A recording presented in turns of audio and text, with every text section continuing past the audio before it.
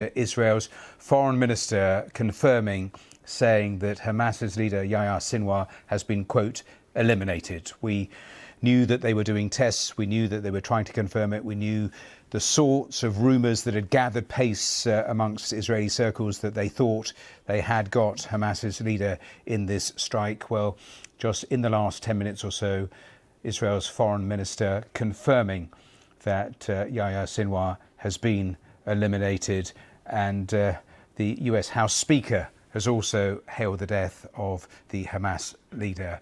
Let me bring in Frank Gardner, our security correspondent, who's joined me once again in the studio.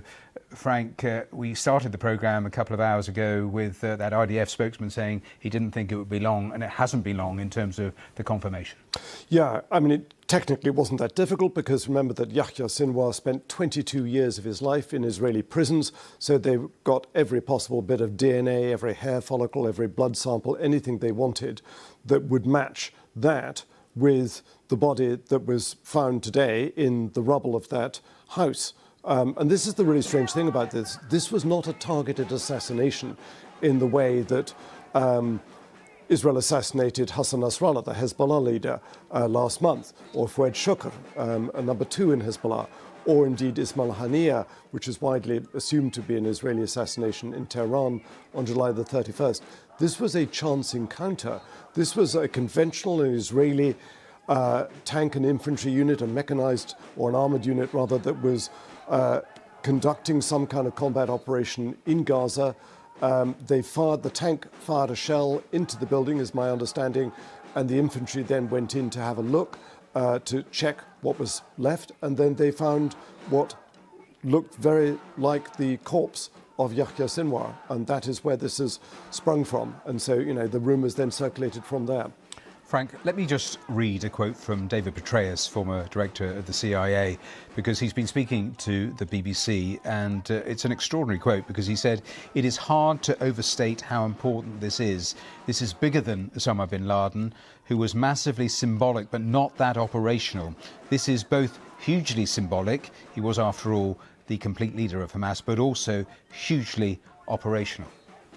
That, coming from David Petraeus, is extraordinary. I mean, yeah, for somebody who ran Central Command of the US Department of Defense, who then was the architect of the entire counterinsurgency campaign in Iraq, which at the time worked under his control and his direction, and who then ran the CIA and was also COM ISAF, commander of NATO forces in Afghanistan. So that is extraordinary. And I think just to drill down into what he means there. So for Americans, the killing of Osama bin Laden 10 years after 9/11 in 2011 in Pakistan was some form of closure, was very, very important for them that day.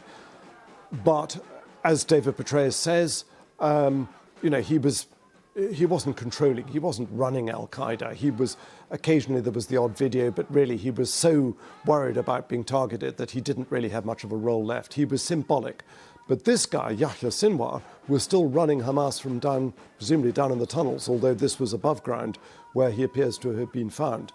And Hamas, I think, is at a crossroads now, as indeed they were on July the 31st, when they lost Ismail Haniyeh, who was the head of their political wing, and they chose to replace him with this militant. Plenty of people will have other names for him, but Yahya Sinwar was a man steeped in violence and who chose a very violent path in his life.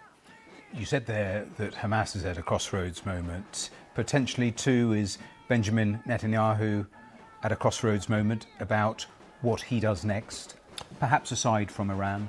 Well, yes, because if you take, let's say, go right back to Gaza and the ceasefire, 2 weeks ago, roughly, we had Antony Blinken, the US Secretary of State, in London, together with David Lammy, giving a joint press conference in which he said, we are 90% of the way there on a ceasefire deal for Gaza. Bring that ceasefire into effect, and the whole temperature of the Middle East will drop. It won't solve everything. It doesn't create a homeland for the Palestinians. It doesn't stop a lot of things that have been going wrong, but it would lower the temperature. And he said, getting that last 10% over the line has been really difficult. Right now, is an opportunity to do that. But it's not going to be that easy because, for two reasons, the two people who have been holding it up have been Benjamin Netanyahu and Yahya Sinwar. Now, a lot of Gazans, a lot of Hamas members are going to be extremely angry and vowing revenge, vowing vengeance, and vowing total lack of any kind of compromise. But Gazans are exhausted. They've had a year of this. They've been pummeled into the ground by Israeli airstrikes. And there will be a desperate yearning for a ceasefire and for a relief from all of this.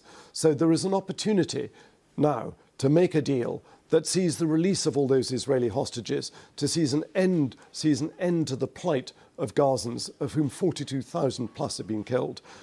But many people suspect that Benjamin Netanyahu is not interested in doing that right now, that he wants to take on all of Israel's enemies at once, and he wants the backing of the United States to do it.